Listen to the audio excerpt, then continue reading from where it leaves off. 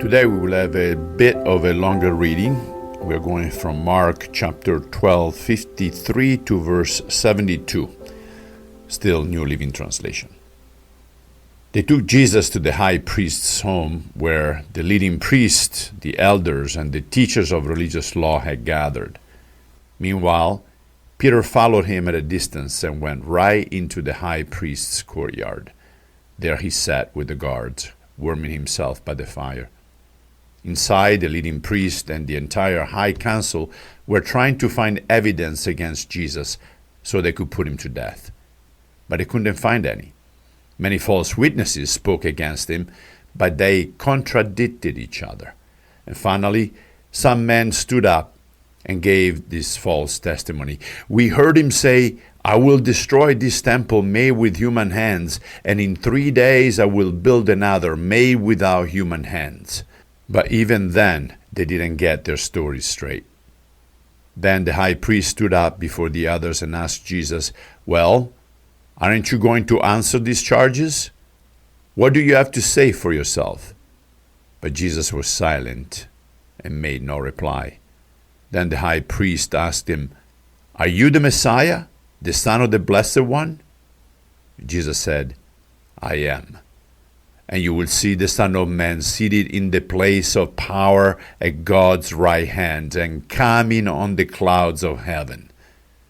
Then the high priest tore his clothes to show his horror and said, "Why do we need other witnesses? You have all heard his blasphemy. What is your verdict?" "Guilty," they all cried. "He deserves to die." Then some of them began to spit on him, and they blindfolded him and beat him with their fists. "Prophesy to us," they jeered, and the guards slapped him as they took him away. Meanwhile, Peter was in the courtyard below. One of the 7 girls who worked for the high priest came by and noticed Peter warming himself at the fire. She looked at him closely and said, "You are one of those with Jesus of Nazareth." But Peter denied it. "I don't know what you're talking about," he said, and he went out into the entryway. Just then, a rooster crowed. When the servant girl saw him standing there, she began telling the others, "This man is definitely one of them." But Peter denied it again. A little later, some of the other bystanders confronted Peter and said, "You must be one of them because you are a Galilean." Peter swore, "A curse on me if I'm lying. I don't know this man you're talking about." And immediately the rooster crowed the second time. Suddenly Jesus' words flashed through Peter's mind. "Before the rooster crows twice, you will deny 3 times that you even knew me." And he broke down and wept. There are several important points to make about this account of the trial of Jesus. First, the trial itself is blatantly illegal, as Jewish laws did not allow trials to take place during the night. And yet here they all are.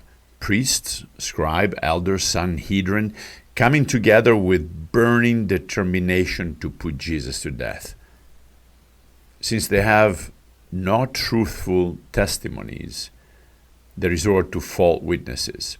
And Jesus had previously talked about the destruction of a temple, but he was clearly referring to his own body. Now his accusers are trying to make him a terrorist who's threatening their place of worship. Unfortunately, corrupt judges are present even today.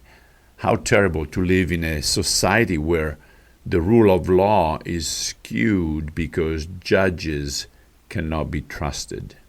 After the false testimonies, Caiaphas, the high priest, asked Jesus if he has any comments to his defense. And Jesus chooses silence as a fulfillment of Isaiah 53, where he says, "He was led as a lamb to the slaughter, and as a sheep before its shearers is silent, so he opened not his mouth." When pressed a second time, Jesus again claims to be God, but adds a prophecy from Daniel 7 that he would return in the clouds. He means that he will return in judgment. Now, could this be a little revenge on the part of Jesus? When someone tells you that Jesus never claimed to be God, refer them to Mark 14:62. It is revolting to see the reaction of the guards who have no authority and join in the mocking for the sake of power.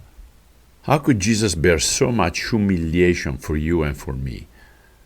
It should make us cringe that people are so resistant to the gospel and mock Jesus. The account of Peter's denial must have come from him directly, since he's sharing his vulnerability, his weakness, his remorse in a very transparent way, and we can definitely empathize with him. Often we mean well, but succumb to our weakness. And Peter at least repented, unlike Judas, who only felt remorse.